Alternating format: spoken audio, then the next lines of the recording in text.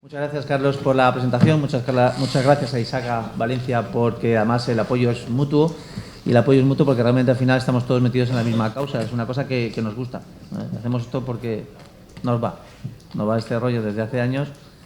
Y bueno, yo quería, en primer lugar, antes de empezar con la mesa redonda y antes de presentar a mis compañeros, sobre todo contextualizar esta mesa. Y contextualizarla significa explicar que vamos a hablar sobre todo de la figura del DPO o DPD, y esa figura del DPO o DPD tiene que ver con una cosa que está ahora de moda, que es el Reglamento Europeo de Protección de Datos.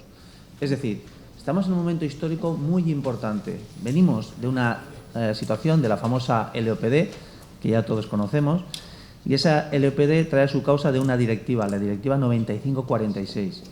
Esa directiva, después cada Estado la desarrollaba de forma asimétrica. Es decir, había unas directrices y cada Estado hacía, siguiendo esas directrices, lo que le daba la gana. Y eso supuso muchas asimetrías, tanto en la forma de desarrollar las obligaciones como incluso, por ejemplo, en un tema sangrante como son las sanciones. Y por lo que respecta al DPO, resulta que esa directiva decía que los Estados podían desarrollar o podían establecer la figura del DPO. Entonces, ¿qué es lo que pasa?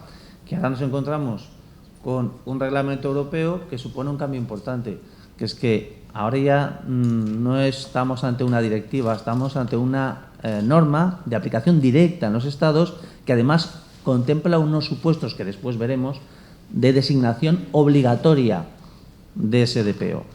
Entonces, cosa importante, reflexión importante. Estábamos en una situación, una directiva y después un desarrollo asimétrico por parte de cada Estado de esa directiva europea y pasamos a una nueva regulación, un reglamento europeo con bastantes cambios, con muchos cambios que no van a ser objeto de análisis en esta mesa todos, sino que en esta mesa redonda vamos a poner el foco en uno de los cambios concretos, que es ese nuevo rol, esa nueva figura, nueva entre comillas, porque ya he dicho que existía antes, que es el DPO.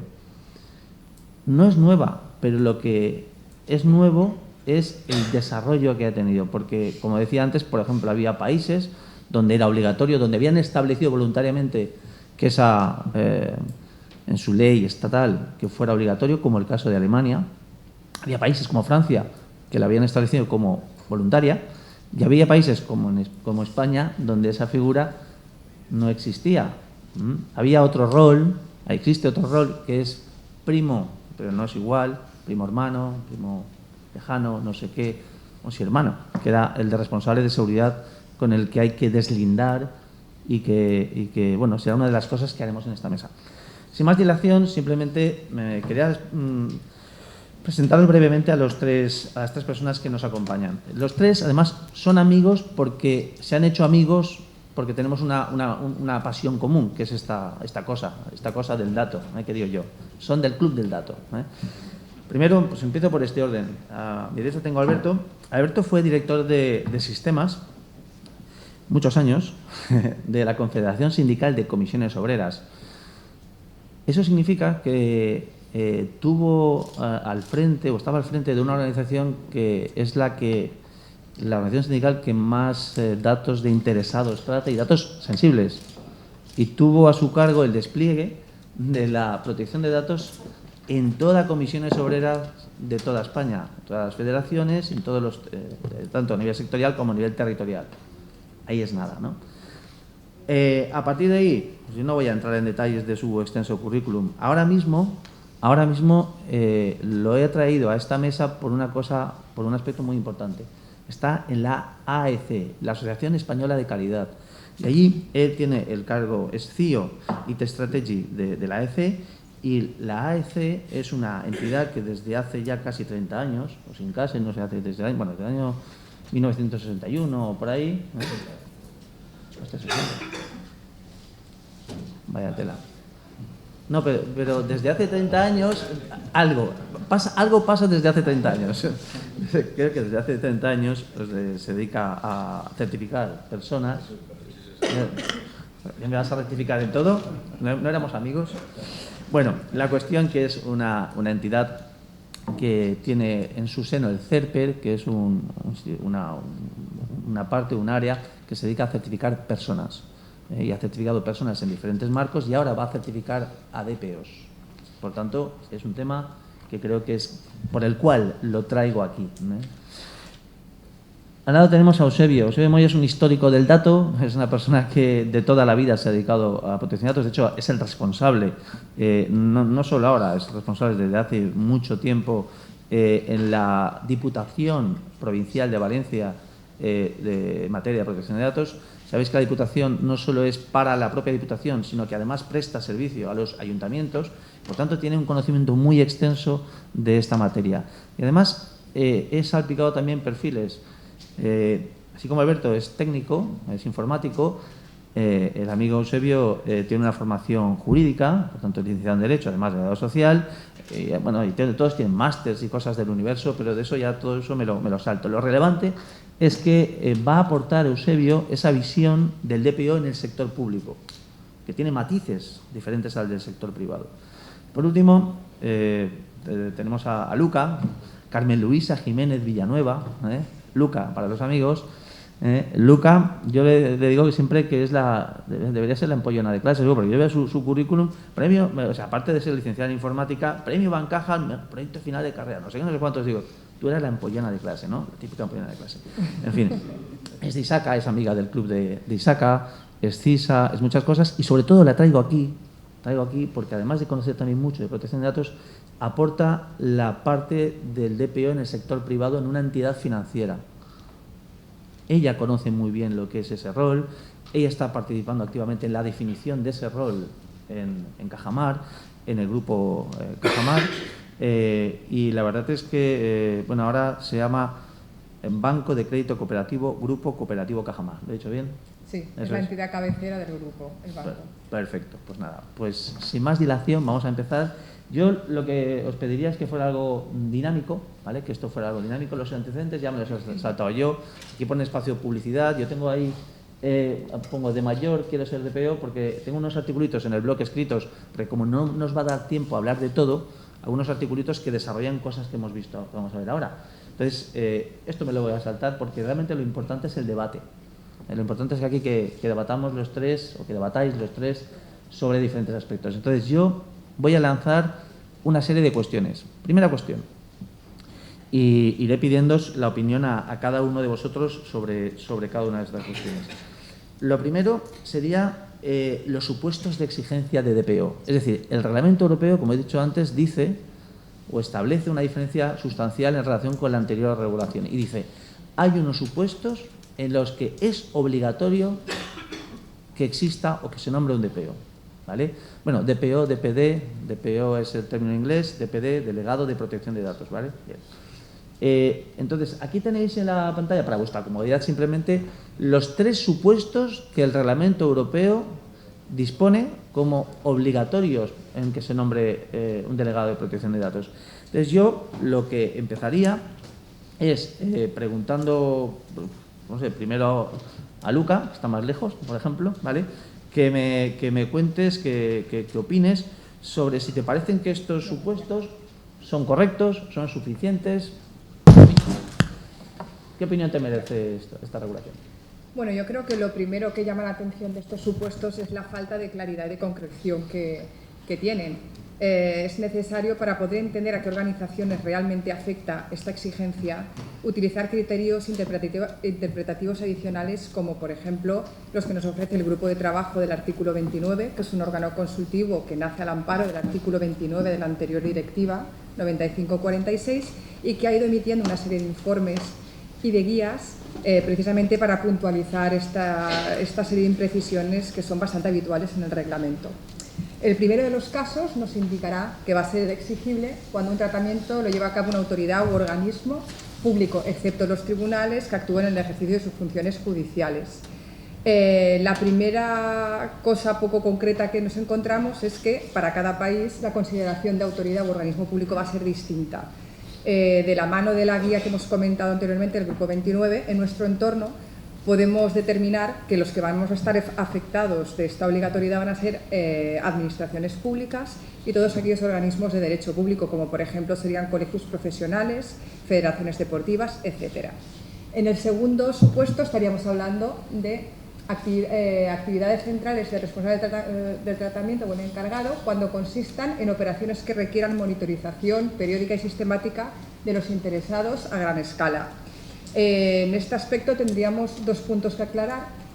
En primer lugar, qué se considera como gran escala, y aquí tendremos que tener en cuenta no solamente el número de afectados, sino también la cantidad de datos por afectado que estamos manejando, si es mucha información de cada sujeto, la dispersión geográfica de los datos, la duración del tratamiento, la cantidad de tiempo que vamos a tener ese tratamiento en vigor, etcétera. Y cuando hablamos de monitorización periódica y sistemática, estamos hablando de creación de perfiles, estamos hablando de seguimiento. Por ejemplo, estamos hablando de videovigilancia, de publicidad conductual, estamos hablando de IoT, estamos hablando de Big Data, estamos hablando de, por ejemplo, scoring, que es asignar una puntuación para valorar el nivel de riesgo de las personas, estamos hablando de creación de perfiles para prevención del fraude, para prevención del blanqueo de capitales, por ejemplo. Todos estos aspectos generarían que esa organización tendría exigencia de tener un DPO. El tercer supuesto sería cuando el tratamiento es a gran escala de categorías especiales de datos personales y también datos relativos a condenas e infracciones penales. Como datos de categorías especiales entenderemos de salud, datos biométricos, genéticos y los de orientación religiosa, política, sexual, etc. Con esto yo creo que más o menos podemos hacernos una idea de a qué se refieren estos supuestos y pasamos a responder la pregunta de Eduard. Respecto a si son concretos, yo os diría que sí. Yo entiendo que sí porque lo lógico es que cuando vamos a exigir una medida, digamos, una herramienta tan importante como el DPO, lo hagamos en aquellos tratamientos donde existe un alto riesgo. Y yo entiendo que todos estos supuestos hacen referencia a tratamientos de altos riesgos. Para saber qué entendemos por alto riesgo también tenemos que recurrir a una de las guías del artículo 29, en este caso será de la evaluación de impacto, y allí nos hace, digamos, una relación de 10 supuestos de alto riesgo. Y todos estos que estamos viendo aquí entran dentro de esta guía. En el primer caso, por ejemplo, estamos hablando de tratamientos que llevan a cabo por ejemplo, administraciones públicas. Estamos hablando de tratamientos a gran escala. En ocasiones tendremos datos de pobreza, de minusvalía, de menores, de dificultades sociales, vamos a tener datos sensibles. Y además concurre otro aspecto, y es que tenemos el interesado, ahí tiene poca o nula capacidad de decisión sobre el tratamiento que se haga en sus datos. Tú no puedes decidir si la administración pública trata tus datos o hacerlo en otra administración pública, entonces estás obligado a tener ese tratamiento. Estos tres criterios serían de alto riesgo. En el segundo supuesto, el tema del profiling, de creación de perfiles, lo es, evidentemente, y el tema de la gran escala, pues también. Y en el tercero, lógicamente, la categoría de datos especiales y la gran escala, con lo cual estamos, en cualquier caso, viendo tratamientos de alto riesgo. Por lo tanto, es correcto que tengan obligación de tener un DPO. Respecto a si son suficientes, entiendo que en el primero de los casos quedaría algún fleco, porque ¿qué sucedería cuando se subcontrate o bien a través de una empresa privada y se realice ese mismo tratamiento? Pues en este caso no estaría obligado a tener un DPO, lo cual no parece muy lógico.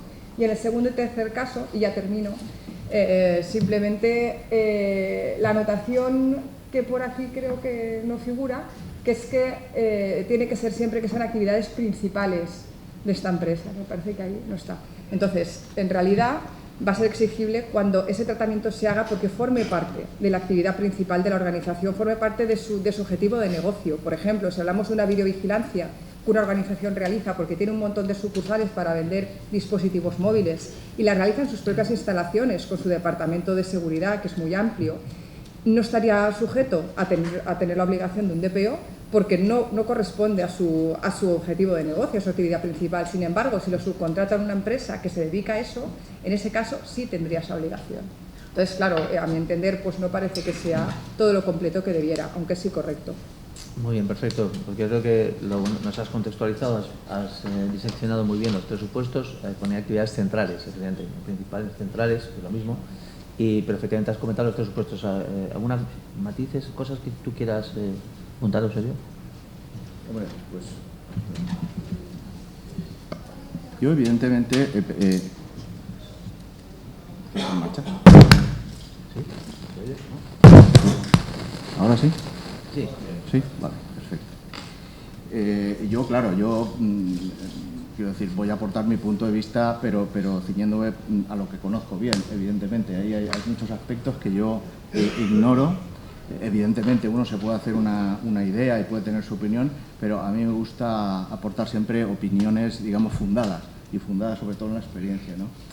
Yo creo que en este caso el primer supuesto, que sería el que abarcaría las administraciones públicas en conjunto, la verdad, claro, la terminología puede ser más o menos acertada, pero la verdad es que entiendo que es difícil, ¿no? Primero por lo que apuntaba Luca, porque hay una realidad diferente en cuanto al sector público en cada uno de los países miembros, y luego porque efectivamente no se trata de organizaciones, digamos, con una sola forma jurídica, ¿no? Depende mucho de cuál sea la distribución territorial, ¿no? En el caso nuestro, en el caso de nuestro país, yo creo que aquí el concepto de sector público hay que circunscribirlo o entenderlo, interpretarlo dentro de lo que es, por ejemplo, la Ley 40 de 2015, que es la que establece el régimen jurídico del sector público, y ahí efectivamente nos dice, oiga, ¿qué comprende este sector público? Pues miren, todas las administraciones en los 3 niveles territoriales, la Administración General del Estado, la Administración de las comunidades autónomas y la Administración local. Pero también lo que es el sector público institucional, que se llama. Es decir, toda una miríada de entidades y organismos vinculados o dependientes, a su vez, a esos, digamos, entes administrativos territoriales, y que realmente yo creo que se ha tratado poco, ¿no? El impacto siempre de estas cuestiones en estos organismos. ¿Por qué? Porque pasamos una época también en la cual el concepto de fichero de titularidad pública y fichero de titularidad privada residía prácticamente en el hecho de que fuera la entidad, es decir, cuál fuera el tipo de entidad que lo trataba, ¿no? Cuando realmente el tema era más complejo. Yo recuerdo que tuvimos ocasión de tratar este tema en una mesa redonda de tanda que estuvimos hace unos años, porque yo mantenía una postura que normalmente siempre se rehuía, ¿no?, de atacar, que era la posibilidad de que en organismos públicos existieran ficheros de titularidad privada y que además estos estuvieran sometidos a lo que más asusta, ¿no?, que es a las sanciones económicas. Porque una cosa que considero también relevante es que, en este caso, el reglamento, que no dice, en el caso de administraciones públicas habrá un régimen especial para el tema de las sanciones y tal, no. Pero realmente luego esa vamos a llamarle transposición, aunque no sea el término exacto, ¿no?, o con rigor, que hay a nivel de ordenamientos internos, pues resulta ser de que esta oportunidad vuelve, digamos, a ser de alguna manera apartada, ¿no? Es decir, las sanciones económicas por incumplimientos, en este caso en el ámbito de protección de datos, en el ámbito público no existen. Es decir, hay unos procedimientos sancionadores típicos, específicos, pero que en ningún caso van a comportar lo que son sanciones económicas. Es una cosa que se criticó en su momento y yo me añado, ¿no?, o me apunto a esa crítica. Yo creo que evidentemente el sector público no puede estar, digamos, fuera de esa coacción, o que pueda ser discriminado respecto del sector privado. Un incumplimiento es un incumplimiento. Se incumple la ley se incumple para todos. Luego las consecuencias deberían ser iguales en este sentido, ¿no? Bueno, pues esta oportunidad, digamos, de poder, digamos, enmendar, ¿no?, este pequeño despropósito, o yo considero como despropósito, pues viendo lo que es el anteproyecto de ley que va a sustituir a la LOPD, pues vemos que efectivamente también se aparta, digamos, de ahí. Bien, y luego simplemente, pues no sé, el hecho de la excepción. La excepción es sobre aquellos entes públicos que pertenezcan a la Administración de Justicia en el ejercicio de sus competencias, efectivamente, porque aquí hay dos perspectivas de la Administración de Justicia. Una, ad intra, digamos, es decir, cómo se regulan las relaciones, que son relaciones administrativas como cualquier otra administración, pero la función judicial, en este caso, es merecedora de una excepción. ¿Por qué esta excepción? Pues el mismo reglamento lo recoge. En uno de sus considerandos dice, oiga, para no invadir, ¿no?, lo que es la autonomía o la independencia judicial, que eso sí que es un principio que se aplica en todo el entorno europeo, pues no podemos, digamos, incluir en este caso a las autoridades de control, lo que aquí viene siendo la Agencia de Protección de Datos o las agencias autonómicas, para que capitalice o fiscalice de alguna manera las actuaciones que pueda hacer esa autoridad judicial. Lo que hace es remitir al mismo organismo judicial o a la misma organización judicial para que incorpore de alguna manera pues este tipo de controles, ¿no?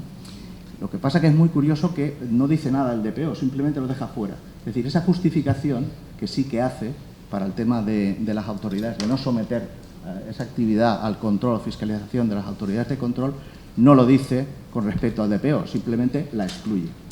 Yo entiendo que debe ser la misma causa, pero no lo entiendo por otro lado, porque creo que tiene suficiente empaque de protección de datos el sector de actividad judicial, que por supuesto se le aplica todo el resto de normativas del reglamento, para que pueda tener esta figura. Espero que dentro del marco del Poder Judicial pues establezcan figuras ad hoc, a propósito, que sean de alguna manera pues delegados de protección de datos también.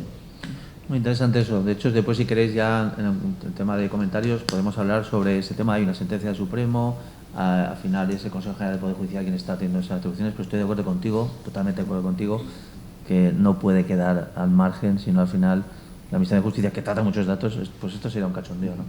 Alberto, ¿qué nos aportas?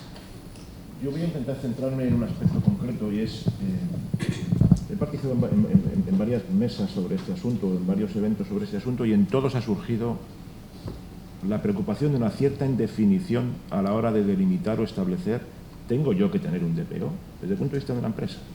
Me identifico yo en el segundo supuesto, por ejemplo, de las actividades centrales del responsable de tratamiento o el encargado consisten en operaciones que requieran modificación periódica, bla, bla, bla. Y no siempre es fácil contestar esto. De hecho, en los inicios del debate del reglamento de protección de datos, se planteaban criterios del tipo de número de trabajadores de una empresa o número de registros de una base de datos para delimitar si era obligatorio o no tener DPO. Eso fue evolucionando hasta el punto actual.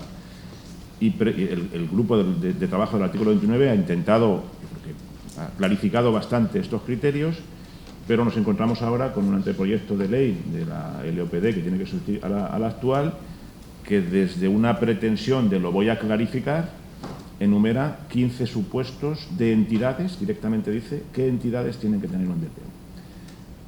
Pero se cuela un supuesto ahí que a mí me ha sorprendido un montón y que confío en que no salga en la versión final, porque realmente amplía la existencia del DPO a la práctica totalidad de las empresas y organizaciones de este país.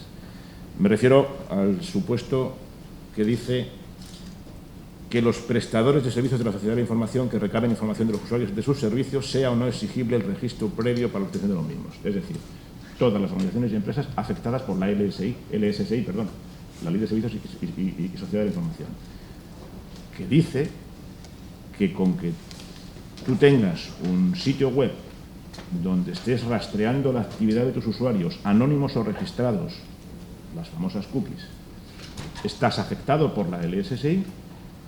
Y este planteamiento que hace la nueva LOPD, o el anteproyecto de la nueva LOPD, dice que todos los afectados por la LSI, en mi opinión, tendrían la obligación de tener un DPO. Es decir, extiende hasta el límite esa necesidad. No sé si estáis de acuerdo conmigo que esto tergiversa totalmente el principio de la directiva, por más que a mí me parezca más bien subjetivo los principios a los que se refieren para establecer quién tiene que tener o no un DPO, y por tanto es un tema que yo confío en que acabe cayéndose de la ley, porque si no, lo que hace es extiende esto a que una pequeña empresa que tenga una página web y unos cookies de rastreo de sus usuarios tenga la obligación de tener un DPO. ¿Vale? Yo sí que soy breve. Muchas gracias. Sí, la verdad que sí, te agradezco la brevedad y de hecho ahora ya tenemos claro en qué supuestos va a ser exigible el DPO. Ahora vamos ya a poner el zoom sobre cómo se configura el DPO. sabéis que el reglamento dice que puede ser interno, puede ser externo, puede ser individual, colectivo, pero yo pediría, de forma ya así muy concisa, empecemos ahora el cambio de los discursos. Estoy cambiando aquí a Eusebio, ¿qué tal? Algo, ¿qué te parece? ¿Qué es mejor? O a lo mejor no es que sea mejor, no. ¿Qué opinas sobre DPO interno, DPO externo y DPO colectivo e individual? Es decir, contéstame a las dos preguntitas en unidad de acto, por economía procesal, ¿vale? Pues hombre, yo primero que nada hay una cosa que me llama la atención, ¿no?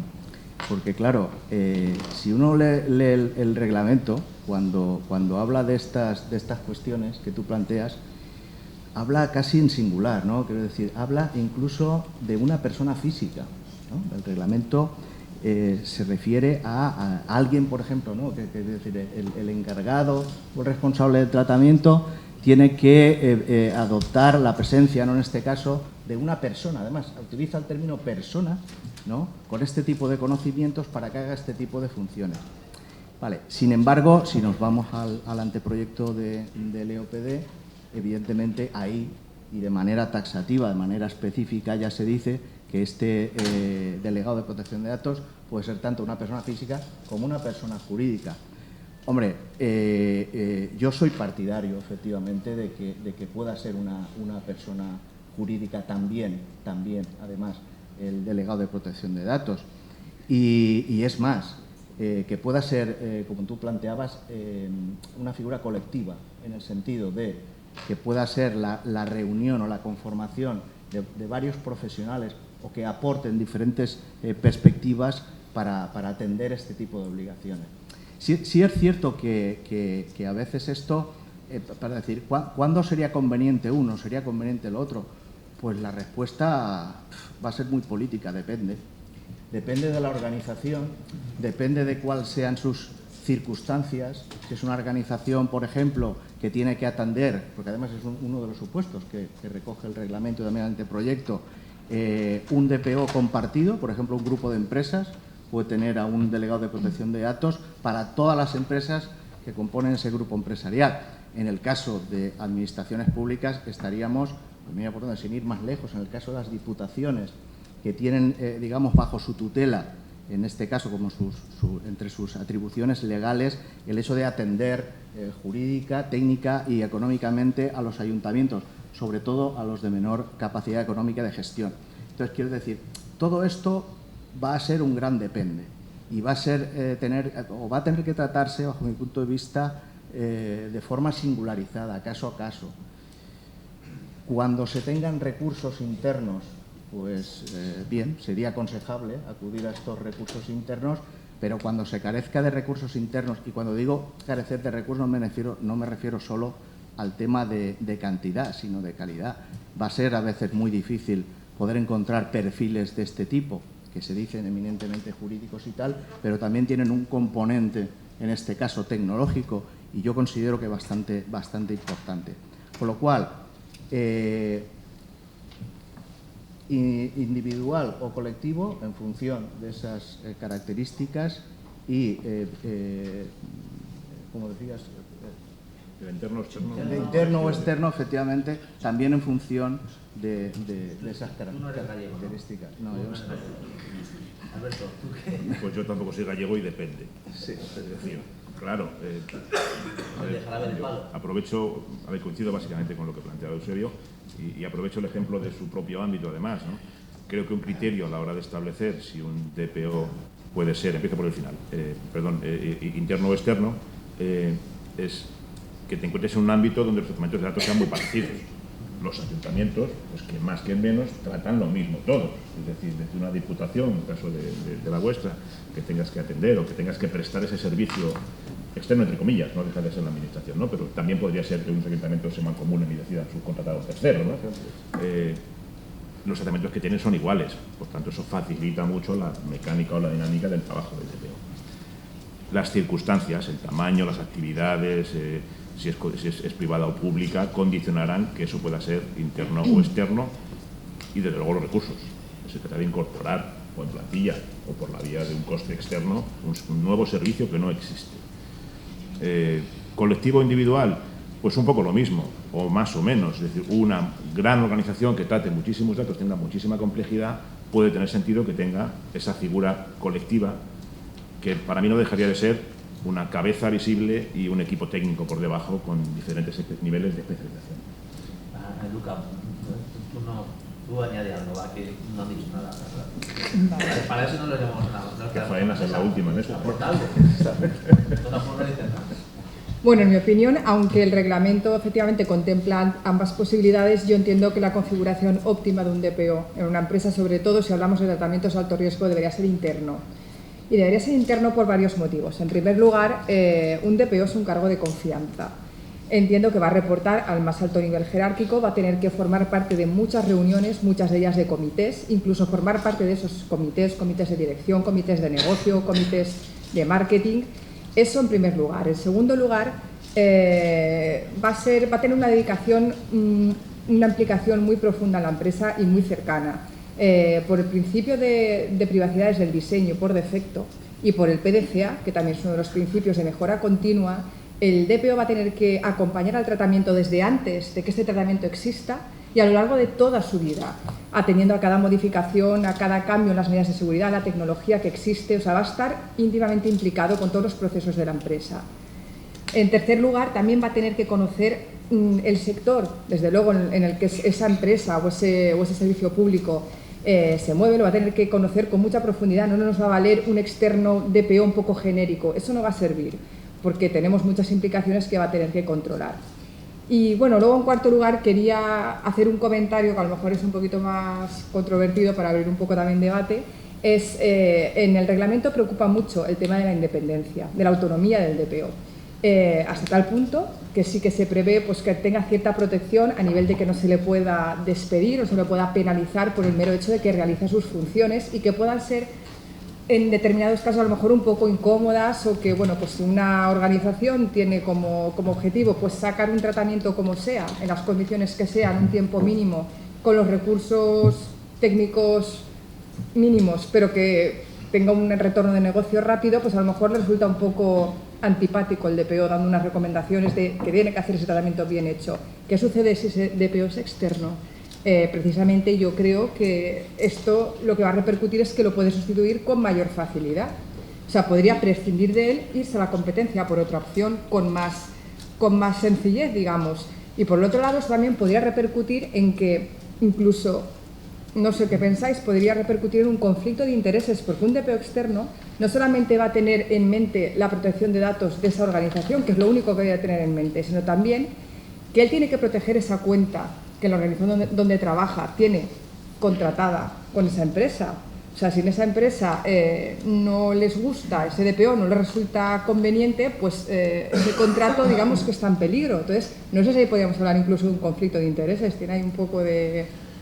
no sé. Un tema que has comentado, después lo podemos rescatar si acaso en el debate, porque creo que has dado una configuración ideal, tópica del óptima. Del DPO interno, pero la verdad es que creo que ellos intentan decir que cualquier organización con un intento pequeño no puede tener un DPO. No sí.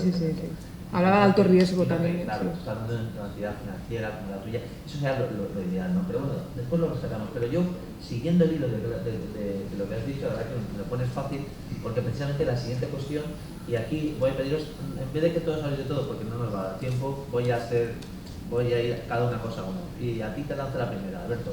Puede ser, de hecho lo decía Luca ahora, ¿puede ser independiente un DPO? A ver, debe serlo, esto es obvio, ¿no? Pero es cierto, y aprovecho el ejemplo que ponía Luca, que se pueden dar circunstancias de que el DPO sea per se o se visualice per se como alguien incómodo para el negocio. Esto es lo que yo que llevo en esto de la protección de muchos años, he tenido sensación de ser incómodo muchas veces, ¿no? Cuando tú ibas a decir, no, es que esto no se puede hacer, ¿cómo no se va a poder hacer, no? Y he trabajado en organizaciones donde no haya una actividad comercial, pero que también lo he vivido en organizaciones con actividad comercial. En la medida en que eres incómodo para el negocio, eso puede condicionar tu independencia. Es verdad que el reglamento apunta a ciertas cosas para dar garantías, y luego las siguientes preguntas desarrollan esto, ¿no?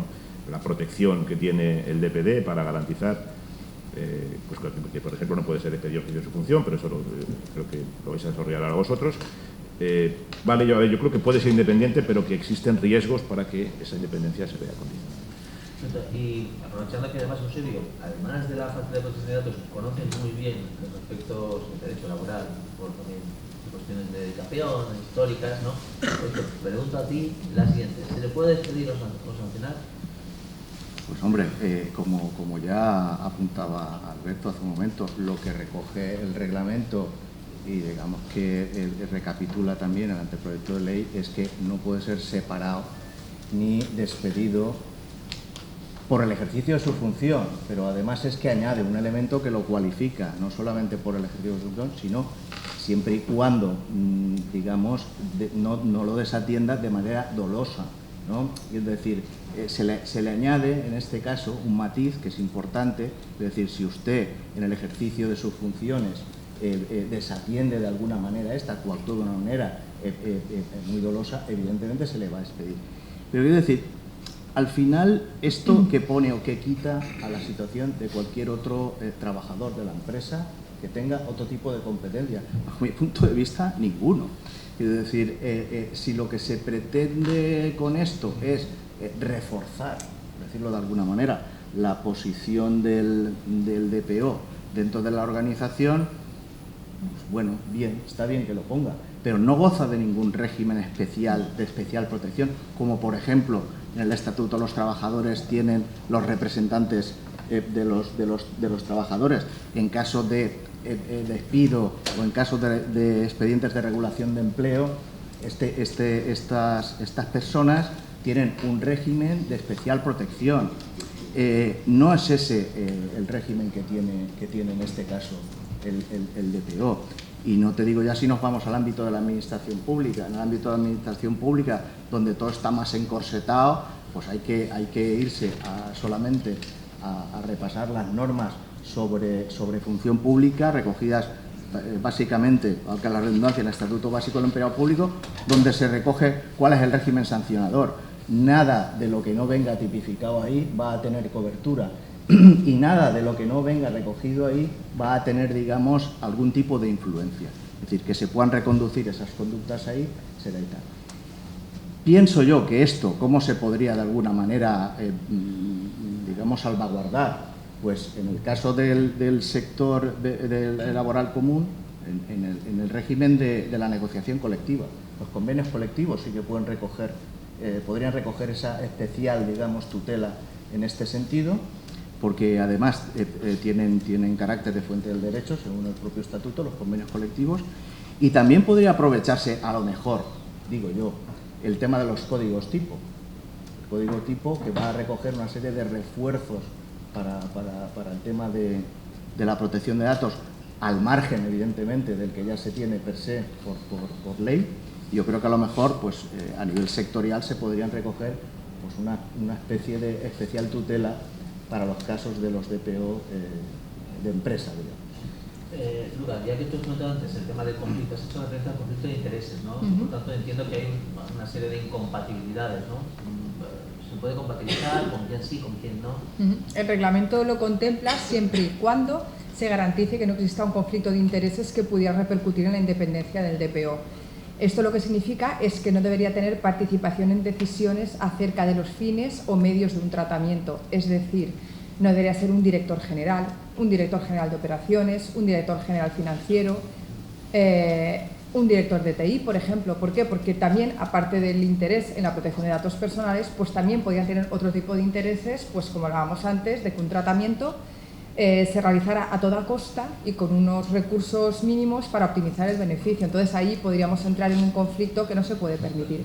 En mi opinión, dado que el perfil del DPO es tan complejo, la cualificación que se requiere es tan amplia y va a ser tan complicado tener un profesional pues con esas características, entiendo que llegados al punto de tener que ampliar sus funciones por el motivo que sea, pues lo más interesante sería, ya que el reglamento, como veremos más adelante, las funciones que nos indica es un catálogo de mínimos, ampliar sus funciones, pero siempre dentro del marco de lo que es la protección de datos, porque es donde más valor añadido puede aportarnos ese profesional.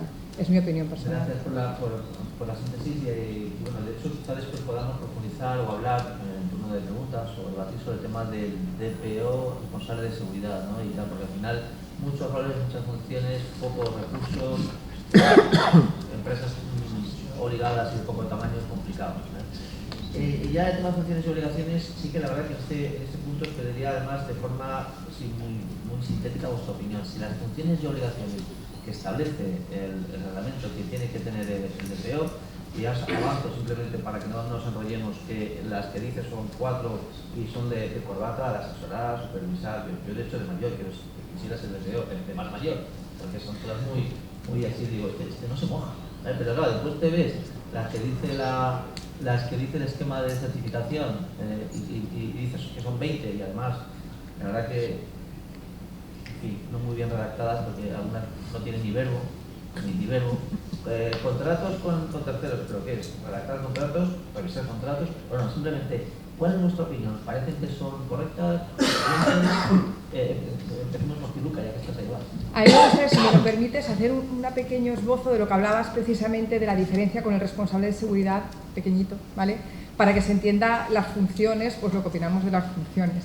Bueno, a ver, realmente la función del DPO en términos generales va a ser un gestor de la privacidad experto en protección de datos que va a asistir al responsable del tratamiento, que es el responsable último del cumplimiento, pues en poder hacer todo lo necesario para que exista un cumplimiento de toda la regulación en materia de protección de datos.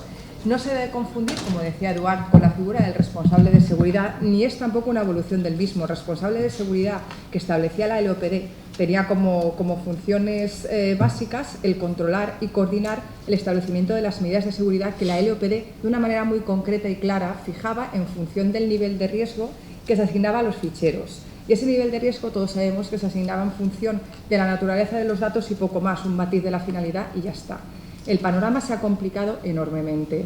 Ahora, el responsable del tratamiento va a estar obligado a decidir un catálogo de medidas ad hoc, totalmente a medida, en función del riesgo del tratamiento. Ya no hablamos de fichero, sino de tratamiento. Y este riesgo lo va a establecer teniendo en cuenta el alcance, el contexto, los medios, los fines, etc. Además de eso, lo va a tener que hacer basándose en un principio de privacidad por diseño y teniendo en cuenta la accountability y la responsabilidad activa. O sea, no solamente debe de cumplir, sino estar en condiciones de demostrar que está cumpliendo. Entonces, un responsable de tratamiento sin más, pues es imposible que todo esto lo lleve a cabo. Ahí está el valor del DPO, ahí están sus funciones. Y quisiera añadir también una puntualización, es que además lo tiene que hacer de manera coherente con el modelo de negocio, convirtiéndose así también en un factor clave para la transformación digital de la empresa. Es una figura con una enorme importancia. En el reglamento establece, desde mi punto de vista, dos grandes grupos de funciones. Como decía Eduard, lo que es la asesoría y supervisión de todas las acciones que se realicen para el cumplimiento del reglamento de protección de datos y los reglamentos también de los Estados miembros y la política incluso de protección de datos de la propia empresa, la interna. Y luego, digamos que es un elemento de contacto entre los interesados, las autoridades de control y la propia organización. Yo creo que son las dos grandes funciones que le adjudica el reglamento.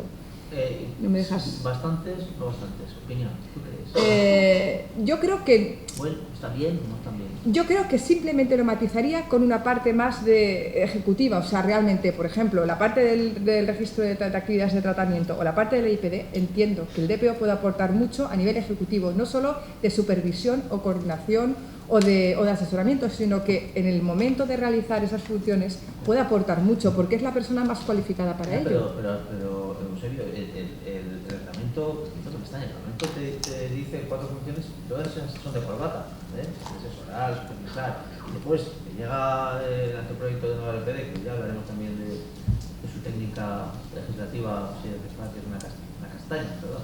O sea, sí, resumen, castaña. Pero, no sé, ¿de verdad es lo que pensaba el legislador europeo cuando hablaba de eso y después aterrizamos a funciones operativas? ¿Era eso? ¿Qué opinas? ¿Y qué opinas de la función? Pues, bueno, tú sabes mi opinión, pero bueno, la voy a hacer partícipe a todo el mundo, ¿no? No, porque este tema, yo recuerdo, además, no hace demasiado tiempo de ello, que tuvimos una ocasión, unas jornadas en el Colegio de Abogados, de plantear también esto. Yo ya lo decía antes de que apareciera la castaña, que tú dices, muy bien, como castaña, ¿no? Y yo allí he anunciado dos cosas. Una, la agencia esta vez se va a tener que mojar, y así ha sido. Y segunda, hay un apartado que yo considero importante y que parece ser que se diluya con el verbo, como tú dices, ¿no? Que es decir, aquello de supervisar, ¿no? El anteproyecto, igual que el reglamento, utiliza la palabra supervisión, pero realmente si nos vamos a lo que es de facto la figura, digamos un poco, que es la imagen y semejanza de todo esto, porque está operativa desde hace muchos años en la Unión Europea. En las instituciones de la Unión Europea hay un reglamento, que es el Reglamento 45 de 2001, que regula en este caso el tratamiento de datos personales y ya recoge la figura, no con este nombre, la recoge con el nombre de responsable de protección de datos, y ahí sí que hay, digamos, un inciso, ¿no? o se incide mucho más en el tema de, es decir, lo que apuntaba también Luca, ¿no? de mayor empaque, más ejecutivo, quiero decir. Porque claro, no tiene sentido que si realmente al final todo se reduce a funciones asesoras, o en este sentido, ¿para qué esa protección? No va a poder usted removerlo, pues ni a él ni a nadie, es decir, en ese sentido, a nadie que asesore a la empresa. Entonces, eso por una parte. Entonces, yo creo que debe ser más garante del cumplimiento de la organización de todas aquellas directrices y políticas en el tema de protección de datos, que, como tú bien dices, un señor que parece que solo pone la imagen y en algunos casos, no, esto no está bien, esto no está mal y apáñense, ¿no? Es decir, hay que mojarse más. De hecho, claro, estaría mal que yo mantuviese otra postura diferente cuando sabes que en nuestra organización, en la Diputación, la primera unidad técnica de protección de datos de toda la administración pública fue la nuestra, y que nosotros aglutinamos no solamente ese tipo de actividades, sino en la aplicación del Esquema Nacional de Seguridad. Dentro de esta unidad también se asumen las responsabilidades del responsable de seguridad, en este caso, que no tiene el mismo sentido que el responsable de seguridad que recoge el Real Decreto 1720, reglamento que desarrolla la Ley de Protección de Datos, pero sí que tiene de alguna manera esa doble visión de decir, tiene usted que actuar con independencia de la Administración, usted tiene que determinar cuáles son las medidas de seguridad que hay que interponer, y luego usted debe supervisar de que efectivamente se cumple. Es decir, en ese contexto un poco creo que... Has mencionado un tema muy interesante que no hemos hablado, pero que podemos también hablar después en el café, que es el tema de la intersección RGPD, protección de datos, Esquema Nacional de Seguridad. En el sector público te merece, os merece, incluso no sé si a nivel institucional o en particular tú, en la parte que has intervenido, ¿qué opinión te merece el esquema de certificación? O sea, perdón, un esquema, para que no lo sepa, se ha publicado un esquema que establece los requisitos y el itinerario que uno debería cumplir si quiere certificarse como DPO. Vale, una breve introducción, aunque lo has hecho al principio. Represento una organización que tiene una unidad independiente configurada dentro, que hace 20 años que certifica personas. La verdad que hablar en este foro del valor de la certificación de personas sería una coña, ¿no? Es decir, estoy en el foro donde tenéis claro el valor de la certificación de personas, lo que aporta poder evaluar las competencias de una persona, es decir, su formación y conocimientos más sus habilidades a la hora de identificar a un responsable adecuadamente formado. Y esto en el DPD a mí me parece que se configura como algo esencial. Desde un punto de vista muy sencillo, es decir, hoy por hoy no existe una formación reglada que forme DPDs, es la suma de cosas, ¿no? Tiene una presencia, una parte importante que tiene que ver mucho con lo jurídico, la protección de datos, y una parte trascendente por también que tiene que ver con la tecnología, ¿no? ¿Estáis de acuerdo conmigo, supongo? Por tanto, un procedimiento de certificación de esas competencias yo creo que es esencial, ¿no? Desde ese punto de vista, ¿no? Que no existe ese perfil, ¿no? Sobre el esquema de certificación publicado en su segunda revisión ya en la Agencia Española de Protección de Datos. En poco tiempo ya se ha revisado. Sí, cosa sí. Que no es anecdótica, ¿no? No es anecdótica, aunque, bueno, yo creo que tiene mucho valor el cómo se configura este esquema. Es un esquema cuyo dueño, todo esquema tiene un dueño, es la Autoridad de Control en España, y en cuya participación, o en cuya elaboración, perdón, ha participado el sector. las asociaciones profesionales, todo tipo de entidades que de una u otra manera tocan el mundo del DPO, ¿no? O del DPD, perdón, por utilizar la terminología en castellano, que siempre acabamos mezclando las dos cosas. Por lo tanto, eso es un valor en sí mismo. Es verdad que de la versión primera a la segunda que han sacado ha habido unos cambios trascendentes, y ya no hablamos de la versión borrador o de las versiones previas, aquello ya era para tirarse de los pelos, ¿no? Han adoptado el modelo, aunque solo sea una cosa anecdótica, ¿no?, de número de preguntas y tiempo para elaborarlas de las certificaciones de ISACA, lo han clavado, ¿no?, básicamente. Porque ISACA algo habrá hecho bien. Claro, ¿no? Y eso es relevante.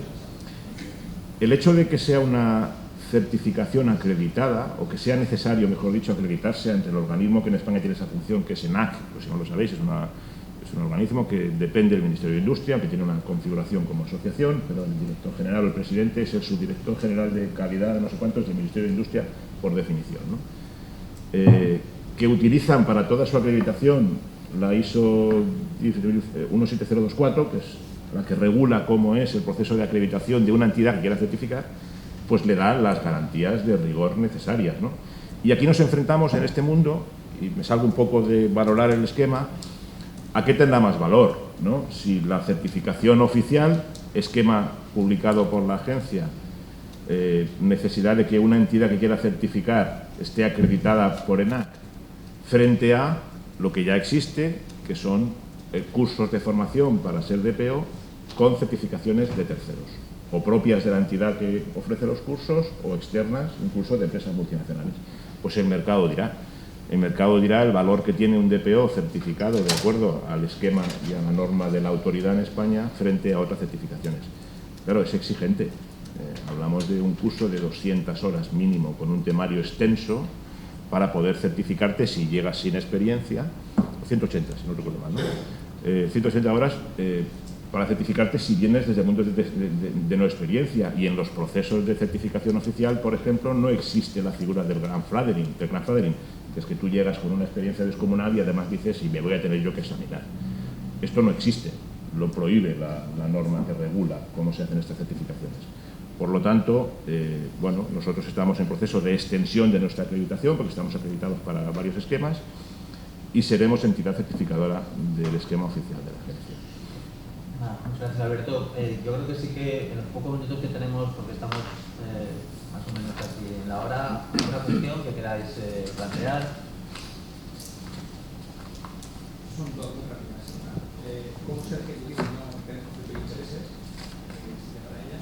Y la otra es si la vía de conseguir que la administración se doblegue va a ser a través de la vía de la administración y de la sociedad para estar de esta manera. Lo que veo es un mensaje bien complicado. Que te sancione o te reconozca o sea, lo has hecho mal y luego te la vía.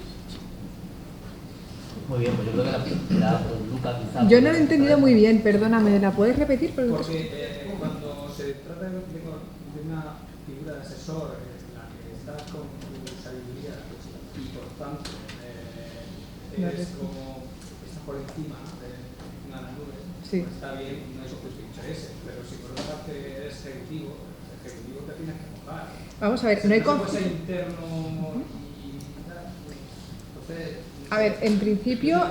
quiero encargarme de esa responsabilidad. Sí, vamos a ver, la responsabilidad de cumplimiento del reglamento la tiene el responsable del tratamiento, no el DPO. Está clarísimo, el DPO tiene una responsabilidad dentro de la empresa de hacer bien su trabajo.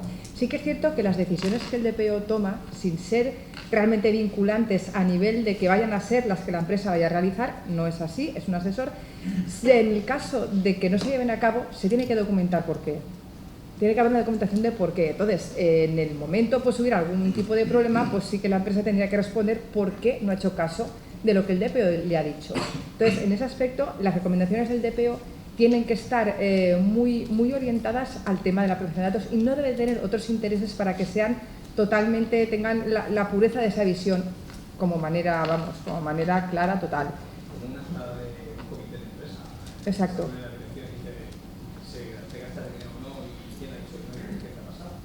Igual. Exactamente, igual.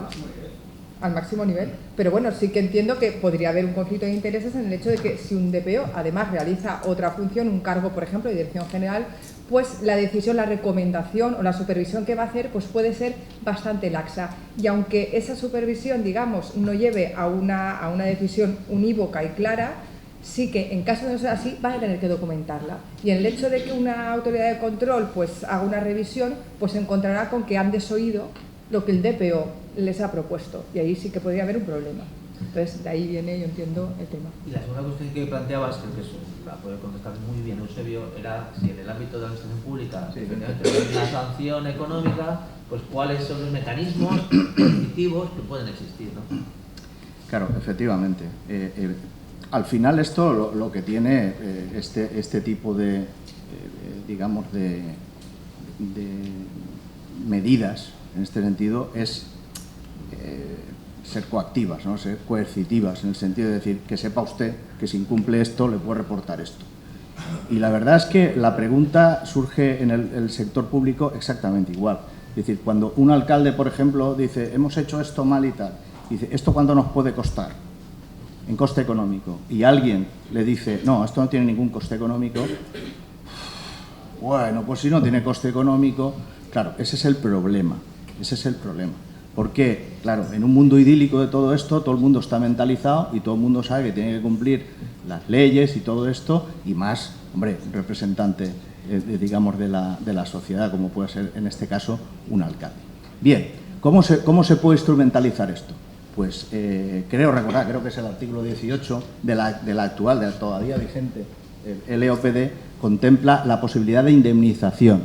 Y lo que dice es, cualquier persona que en este caso, por un incumplimiento de la LOPD, se le haya o crea o entienda que se le ha perjudicado, no solamente patrimonialmente, sino a nivel moral o lo que sea, ¿vale? Pues puede reclamar por ello una indemnización. Digamos que el presupuesto básico legal está recogido en la LOPD y luego la vía de reclamación, que creo que también viene recogida en el reglamento, en el 1720, te dice, en el caso de que se trate de ficheros de titularidad privada, se canalizará, pues claro, por la vía civil correspondiente, y en el caso de ficheros de titularidad pública, a través del procedimiento que tú comentabas, el de responsabilidad patrimonial, ¿vale? Claro, realmente esto al final te mete en un proceso que es muy engorroso. Yo no sé si alguno de vosotros habéis tenido la desgracia de tener que reclamar patrimonialmente por la vía, porque va por un contencioso, son tiempos tremendamente largos y al final lo que hace es que la gente diga, bueno, además, en este caso también se aplican lo que son los principios civiles de responsabilidad contractual o excontractual. Es decir, usted tiene que probar ese perjuicio en el sentido de lo que es el daño emergente, que se llama, y lo que es también el lucro cesante, ¿vale? Es decir, demostrar eso en el ámbito civil ya es difícil, en el ámbito administrativo ya ni te cuento, ¿no? Entonces, quiero decir, al final de todo ese proceso, ¿qué se consigue? Pues lo que se consigue es que la gente, evidentemente, lo descarte, ¿no? Y digo, bueno, me conformo con que esto se reponga, digamos, a la situación de antes de que se cumpla. Con lo cual, por eso yo comentaba antes, yo siempre he sido un firme defensor, no lo he ocultado para nada, de que realmente el sector público, ante incumplimientos en este caso, debería ser similar al sector privado. Sanciones. De hecho, no es el único caso, ni mucho menos. Es decir, hay sectores como el sector de la competencia, etcétera, etcétera, que en el caso de incumplimientos de administraciones públicas se les sanciona económicamente, ¿eh? Con lo cual no estaríamos innovando el ordenamiento jurídico público por esto, ¿eh? Es decir, que antecedentes, a verlos, haylos. Falta voluntad. Bueno, yo creo que estamos ya en tiempo. Os agradezco. De todas maneras, podremos después en el café pues preguntar y explayarnos en muchas cosas. Yo he notado aquí cositas también no va a ser posible, pero en el café, si queréis, podemos explayarnos y os agradezco muchísimo vuestra intervención y continuamos. Para Vico.